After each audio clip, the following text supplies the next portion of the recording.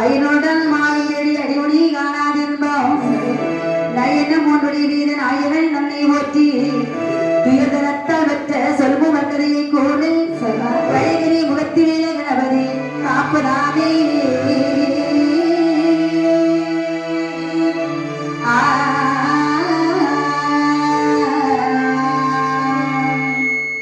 மாட்டிலே ஏறி வீச நலத்தினால் நீங்க வாங்கி ஒட்டுமா தனத்தால் பெற்ற உபரதன் ஆதித்த நேரம் ஏற்றதின் வழியினாலே ஏற்றது லிங்கம் வாங்கி முக்காட்டில் ஓட்டிட்டு காவியம் பாடுவோமே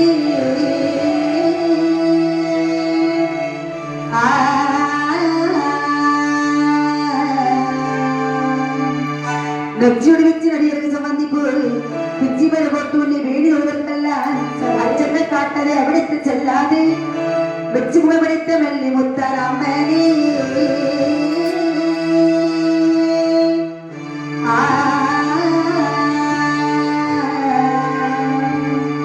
ஊனே வழிந்தாலும் உள்வழிகள் செய்தாலும் ஓடை வழியினமா ஒன்னடிமையானல்லவோ பாடுபடுவதற்கு வழிப்பாவம் செய்யாதே தேடு மரகதமே செல்வி முத்தார் அம்மனே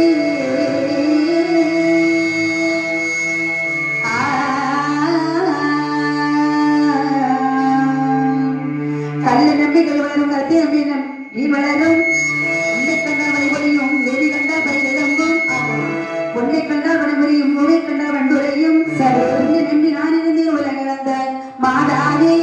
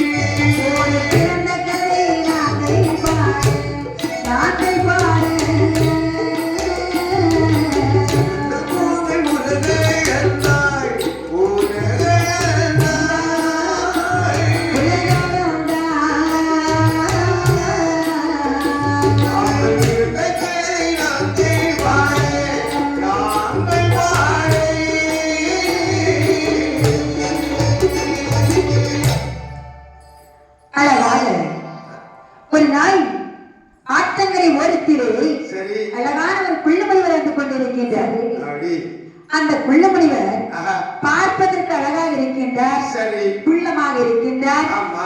தாடி கீழே இருந்து இழுக்கிறது. சரி.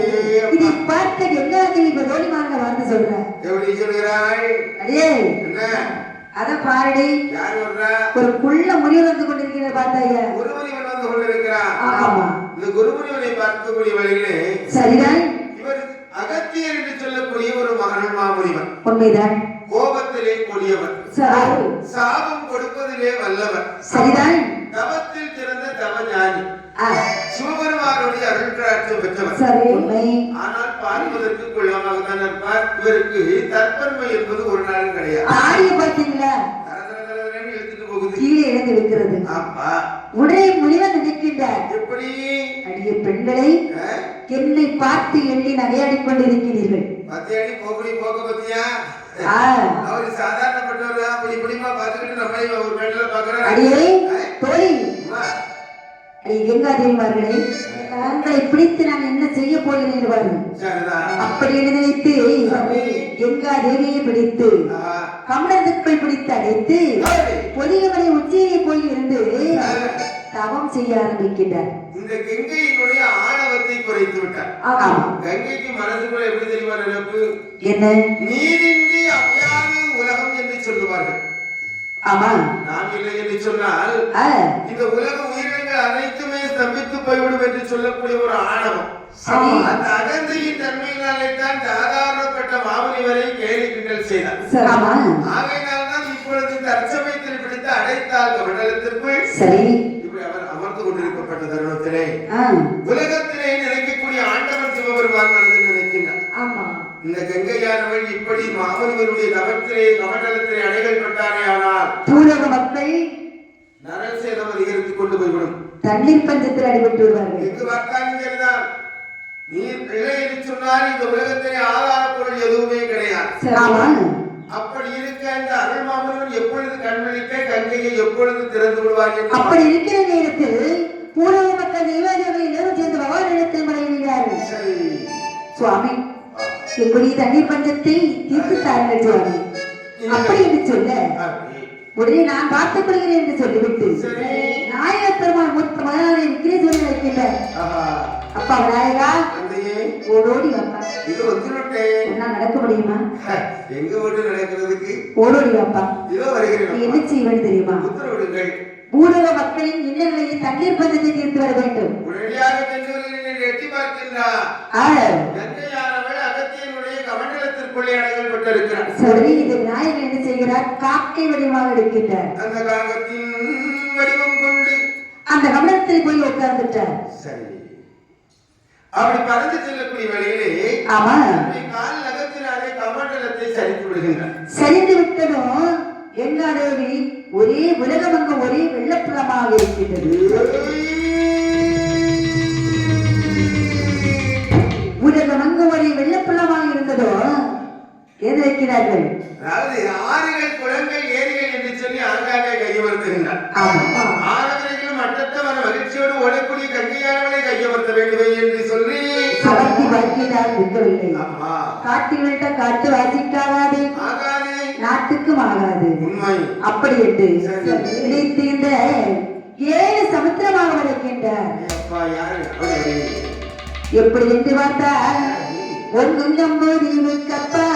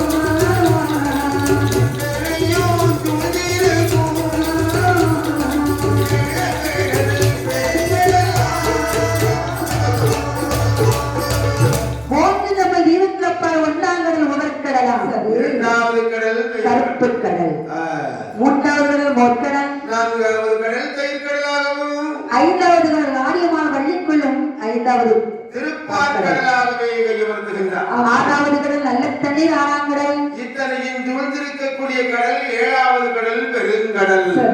ஏழாவது பெருங்கடலுக்கு அப்பால் அழகான ஒரு இருட்டு நாடு. அந்த இருட்டு நாட்டுக்கு அப்பால் அழகான சொர்ண பூமி. அந்த சொர்ணமயமான பூமியினுடைய அருகாமையிலே அருகி பாறை, அதை மரகதப்பாறை என்று சொல்லி அழைத்து வந்தார்கள். உண்மைதான். அந்த மரகதப்பாறையினுடைய அடிவாரத்திலே கமலம் என்று சொல்லக்கூடிய ஒரு திருச்சுனை, திருச்சுனையுடைய ஆறாள் விருச்சகம். அந்த ஆறாள் விருச்சகத்தில் ஆனைப்பொன் பாம்பானது தன் நஞ்சை ஈண்டு வைத்திருக்கின்றது. அப்படி ஆனைப்பொன்னாக நஞ்சை இருக்கக்கூடிய வழியிலே அது ஒரு அமிர்த கர்ப்பமாகவே அப்படி அங்கே இருக்கக்கூடியது. சரிதான். இத்தருணத்தில் என்னாகிறது அங்கே இந்த நஞ்சை காட்டில் விட்ட காட்டு வாசிக்கு ஆகாது. உலகத்திலே இருக்கக்கூடிய உயிர்களுக்கு யாவருக்குமே இது ஆகவே ஆகாது. நாட்டு மக்களுக்கும் ஆகாது, தேவர்களுக்கும் ஆகாது. கடலில் விட்டா கடலில் முடித்து விடுவார். ஆகையினால் இது நஞ்சு 7 கன்னிமார்களால் பதிவு செய்ய வேண்டும். அதுதான் நினைத்தார் இந்த அருள்மா முனிவர். என்ன நினைக்கின்றார்? அஞ்சே என்று சொல்லக்கூடிய 5 எழுத்து மந்திரம். ஆமா, அந்த 5 எழுத்து மந்திரத்தை உச்சரித்து 7 கன்னிமார்களை பதிவு செய்கின்றார். யார் யாரெல்லாம் வந்து வருகிறேன் என்று பார்த்தால் யார் வந்து வருகிறார்கள்? நீரி நீரி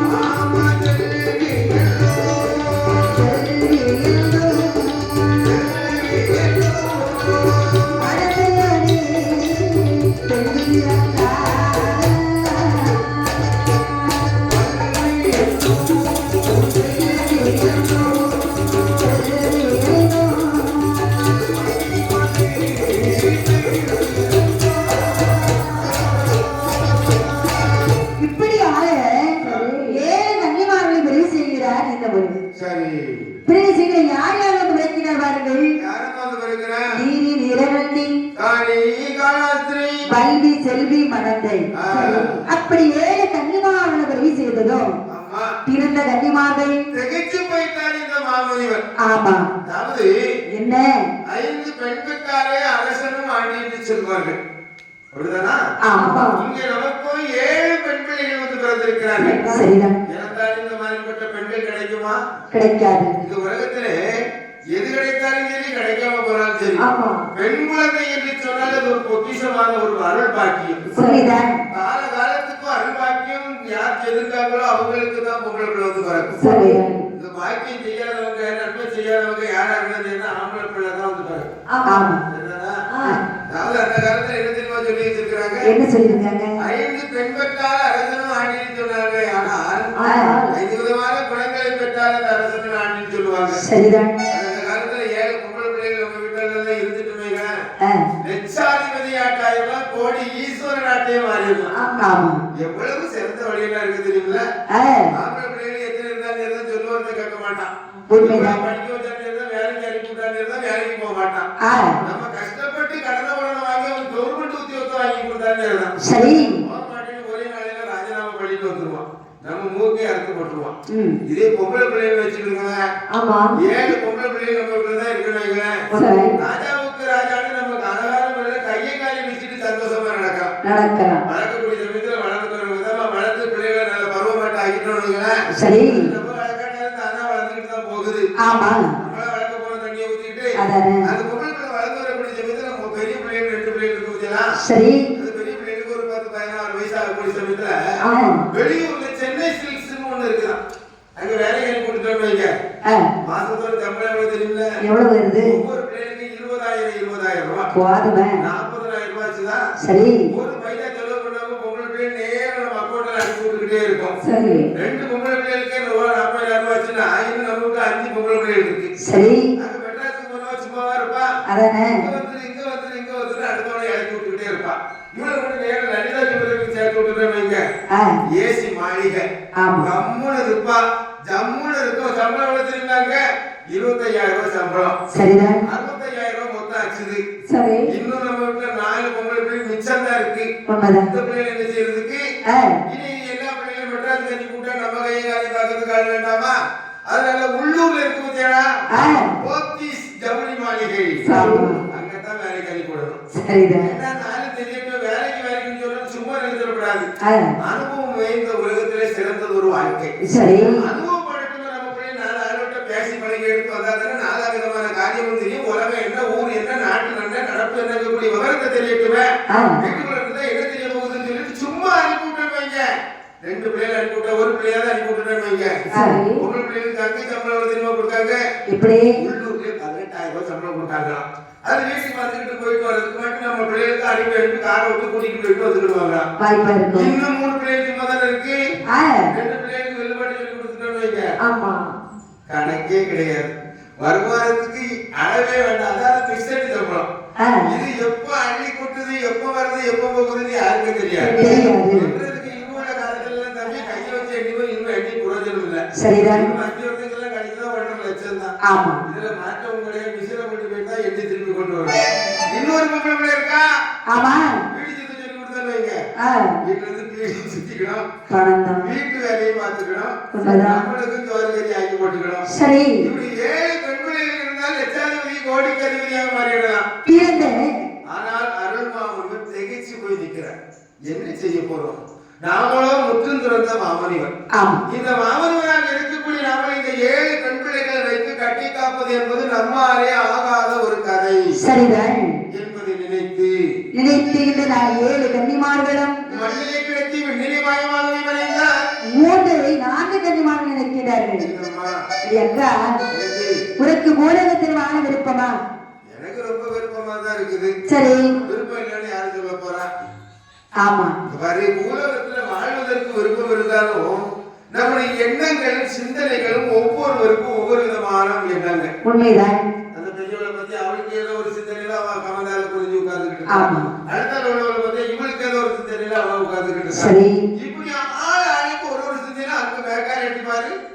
பெரியவ ஏதோ ஒரு சிந்தனை நட்பு எங்கேயோ காக்கமாற போயிட்டு இருக்கா. இப்படி நம்ம 7 பேரும் சேர்ந்திருந்தாலும் 7 பேருடைய சிந்தனையை எண்ணமும் ஒண்ணு போல நடக்கல. இது 4 கன்னிமார்கள் ஊரகத்தில் வாழ இருப்பதில்லை என்று அந்தர்மார்க்கமாக பறந்து விடுகிறார்கள். 3 கன்னிமார்கள் நினைக்கிறார் என்று பார்த்தான். தேடிக்கு போய் இருந்தாலும்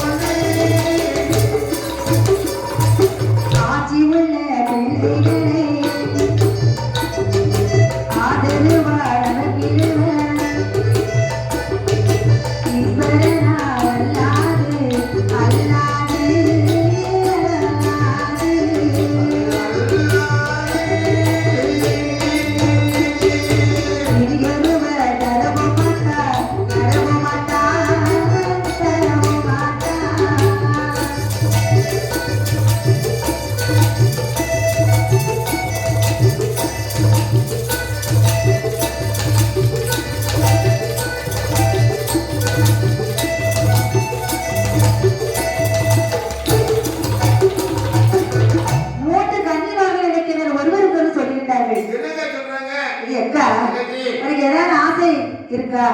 ஆசை இல்லாத மனிதர்கள் இந்த உலகத்துல யாராவது உண்டுமா? எனக்கு ஆசை இருக்கு. ஆனால் ஆசைப்படலாமே தவிர பேராசை என்பது கூடாது. உண்மை. ஆசை மனதுல இருக்குதுன்னு சொல்ல பத்தியா? ஆனா நீதி வெளிப்படை முதல்ல சொல்லிட பார்ப்போம். சரி. என்ன ஆசை இருக்கிறது உன்னுடைய மனதிலே?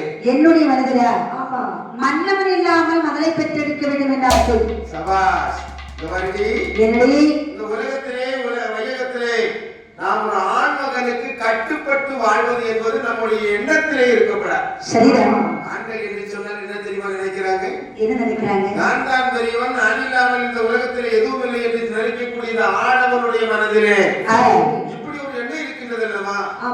ஆகையினாலே அந்த ஆண்களுடைய துணை என்பது நம்முடைய உலகத்தில் நம்முடைய எண்ணத்தில் இருக்கக்கூடாது. கல்யாணம் செய்யப்படாது. ஆனால் ஒரு கைக்குழந்தை பாக்கியம் எனக்கு வேண்டும் என்ற எண்ணம் என்று சொன்னால் உறுதி. என்ன மாப்பிள்ளையினுடைய துணை நமக்கு இருக்கவே இருக்கப்படாது. மாப்பிள்ளை இல்லாமல் மகளை பெற்றெடுக்க வேண்டாம். ஆம்பளையை நம்பி எந்த விதமான புண்ணியமும் இல்லடி. ஆகையினாலே இப்படி ஒருத்திக்கு ஒருத்தி இந்த 3 பேரும் மாறி மாறி பேசிக்கிட்டாங்க. இன்னொருத்தி சொல்றா கணவன் இல்லாமல் கை குழந்தை பெற்றெடுக்க வேண்டும் என்ற ஆசை. அப்படி என்றார் மன்னவன், கணவன், புருஷன் எல்லாமே ஒண்ணுதான். 3 பேரும் ஒரே ஆசை கொண்ட காரணத்தினால் நிற்கிறார்கள் என்றால் ஆண்டவன் நினைத்து தவம் இருந்தால்தான் நமக்கு குழந்தை பிறக்கும். ஏனென்றால் நாம் நினைப்பது ஆண்கள் துணை இல்லாமல் குழந்தை வேண்டும் என்று. ஆகையினால் ஆண்கள் துணை இல்லாமல் குழந்தை வேண்டும் என்றால் ஆதிகரைக்கண்ட பகவானை நினைத்து தவம் இருந்தால்தான் நமக்கு குழந்தை பிறக்கும்.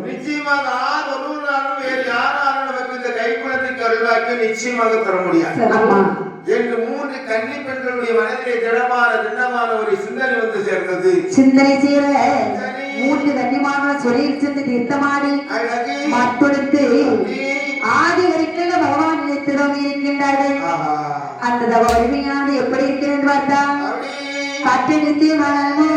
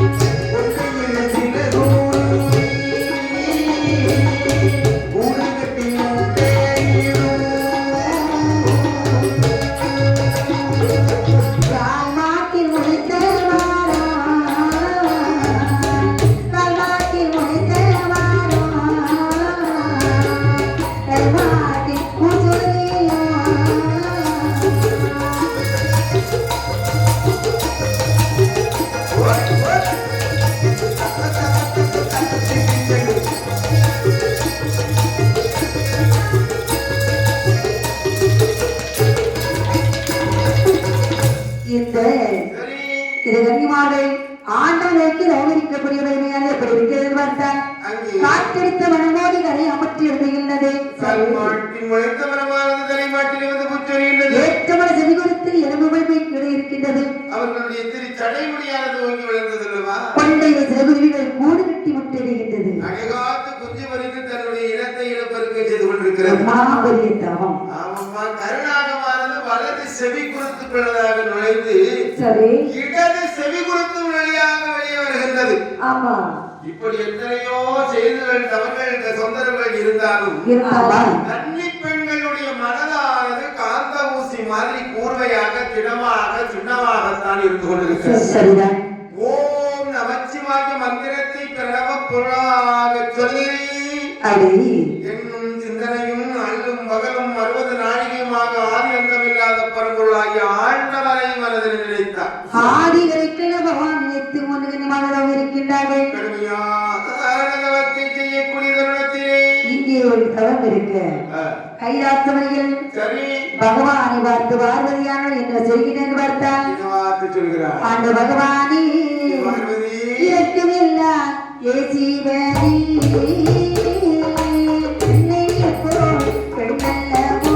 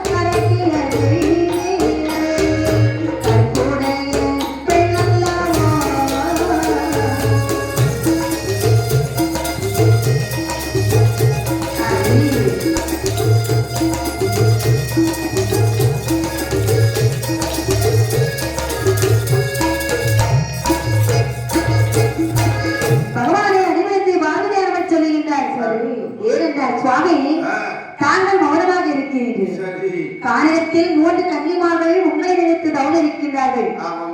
சுவாமி, உங்களுக்கு இதயமே இருக்கா இல்லையா? இதயம் இருக்கிறதா இல்லையா என்று சொல்லி கடையில தான் போய் கேட்டு பார்க்கணும். ஏன் அப்படி சொல்றேன்? பார்வதி, என்ன ஏதோ நீ பொடி வைத்து பேசுவது போன்று என்னுடைய எண்ணத்தில் தெரிகின்றது.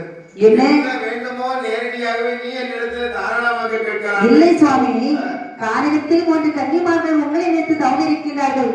அவர்களை ஏறிட்டு வாராமல் எழுந்து கேளாமல் தாங்கள் மௌனமாக இருக்க காரணம் என்ன என்று கேட்கின்றேன். ஆதிபராசக்தி சுவாமி, அந்த 3 கன்னி பெண்களுடைய தவத்தினுடைய எண்ணத்தை நீ கொஞ்சமாவது சிந்தித்து பார். அப்படி என்ன எண்ணம்?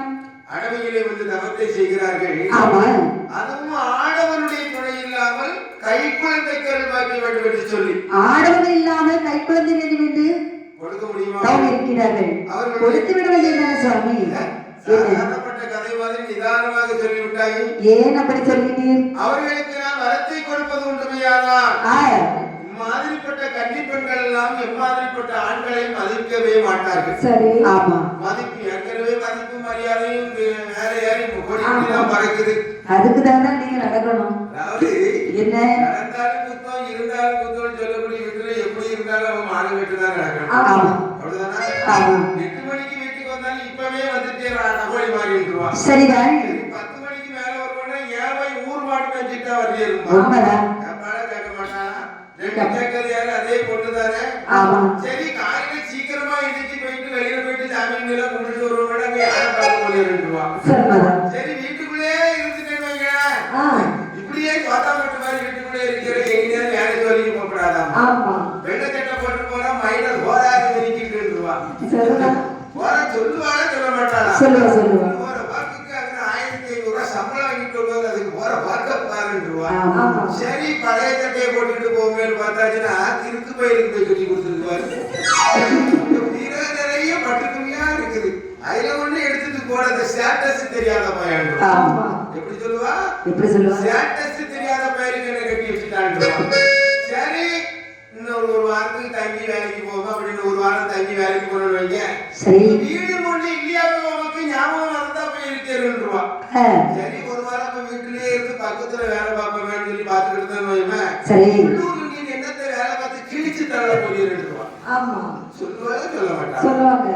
நம்ம மாதிரிப்பட்ட ஆண்கள் எல்லாம் அப்படி ஒரு நாளும் சொல்றது கிடையாது. வேலைக்கு போனாலும் சரி, வேலைக்கு போகாம இருந்தாலும் சரி, சோறு பொங்குனாலும் சரி, பொங்காம போனாலும் சரி, வச்சாலும் சரி, வைக்காம போனாலும் சரி, லைட்டை போட்டாலும் சரி, கதவு திறந்தாலும் சரி, ஒண்ணு. ஏனென்றால் பெண்கள் வீட்டுக்குள்ளே அடைபட்டு இருக்கிறார். மட்டுமே ஒரு சாதாரணப்பட்ட ஒரு எண்ணம். ஆனா பெண்கள் இதை சாதாரணமாக பயன்படுத்தி ஆண்களை மடக்கி பேசுகிறார்களே. ஆனால் இத்தருணத்திலே அவர்களுக்கு நான் வரத்தை கொடுத்தேனே. ஆனால் மாதிரிப்பட்ட ஆணவர்களுடைய நிலைமையானது இன்னும் பட்டுமொழியில ரொம்ப மோசமா போய் சேர்ந்தோம். சரிதான். ஆகையினால் என்ன அவர்களுக்கு என்னால் ஒரு காலம் வரத்தை கொடுக்க கூடவே கூட. அப்படி என்றார் சுவாமி. அவன் தவ வலிமை வீணாகாமல் யாருடைய உயர்ந்த மாவரையிலே சக்தி மாமுனிவன் என்று சொல்லக்கூடிய அருள் மாமுனிவன் வாழ்ந்து கொண்டு வருகின்றார் அல்லவா? சரிதான். அந்த சக்தி முனியை நோனித்து இந்த 3 கன்னிப் பெண்கள் தவத்தை செய்வது உண்டுமையானால் சக்தி முனியினுடைய அருளினால் அவர்களுக்கு அருள்வாக்கியம் கிடைக்கும் தாயே என்று பார்வதியை கையமர்த்தினார். பார்வதியிடத்தில் சொல்லி சொல்லுகிற பார்வதி, நீ போய் அந்த பெண்ணிடத்தில் சொல்லிவிட்டு வா என்று வார்த்தையை காதலை கேட்டேன். நம்மை அதிபரா சக்தி தேவியானவள் 3 கன்னிமான் இருக்கக்கூடிய இடத்தில் வருகின்றாள். அசரீரி வாக்காக உரைக்கின்றார். அம்மா கன்னிப் பெண்களே, அம்மா தாயே,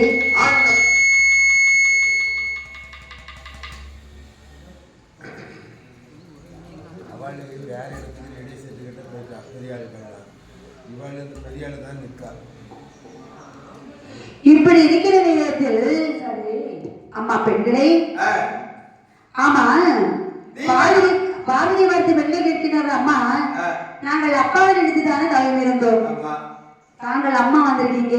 அம்மா வந்தால் என்ன, அப்பா வந்தா என்ன, நல்ல உபாயங்கள் வழிமுறைகள் கிடைக்கிறதா என்பதை மட்டும்தான் பார்க்க வேண்டும். அப்படி என்ற பார்வதி அம்மா என்ன சொல்லுகின்றாள்? கன்னிப் பெண்களே, அம்மா, நீங்கள் 3 பேருமாக ஆண்டவரை நினைத்து தவத்தை செய்து இனிமேல் எந்த பிரயோஜனமும் இல்லை, புண்ணியமும் இல்லை. சரிதான். அப்படி என்றால் சார்புடைய உயர்ந்த வலையிலே சக்திமா முனிவர் என்று சொல்லக்கூடிய அருள்மா முனிவர் வாழ்ந்து கொண்டு வருகிறார். சரி, அந்த சக்தி முனியை நினைத்து நீங்கள் 3 பெண்கள் கடுமையான வருடம் தவத்தை மேற்கொண்டிருக்கிறார்கள்.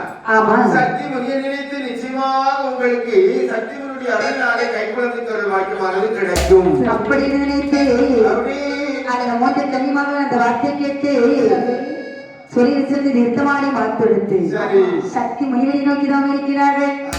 எப்படிதான் இருக்கிறார்கள் பார்த்தால் தலைமையில புரிந்திடாது,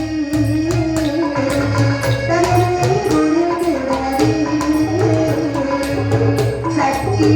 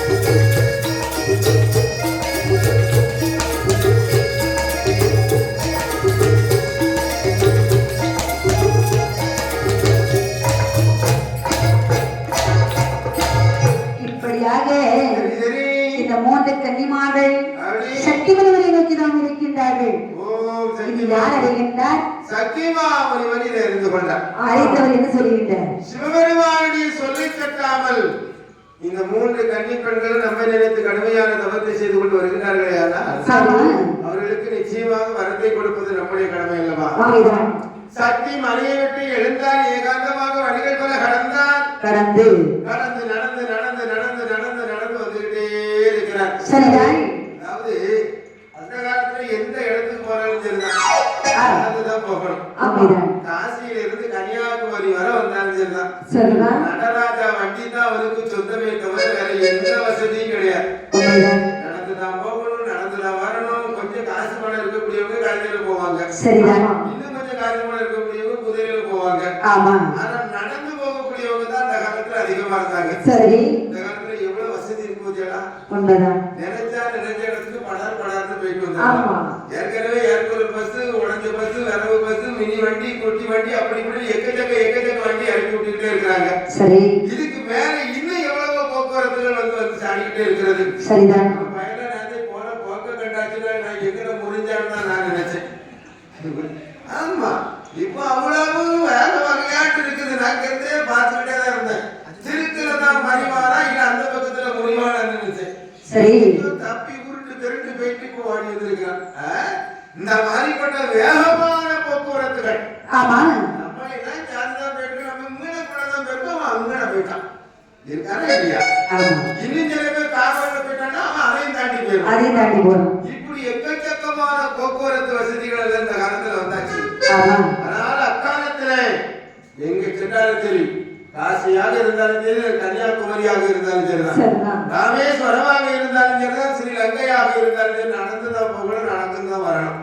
இப்படிப்பட்ட காலத்துலதான் இந்த அருள்மாமுனிவர் நடந்து நடந்து நடந்து நடந்து வழி கடந்து நேரடியாகவே இந்த 3 கன்னி பெண்கள் தவத்தை செய்து கொண்டு வருகின்ற அந்த தவச்சாலையின் முன்னில் வந்து காட்சி கொடுத்தார்.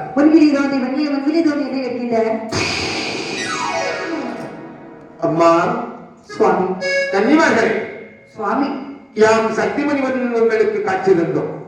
கண்களை திறந்து பாருங்கள். பார்த்து விட்டோம்.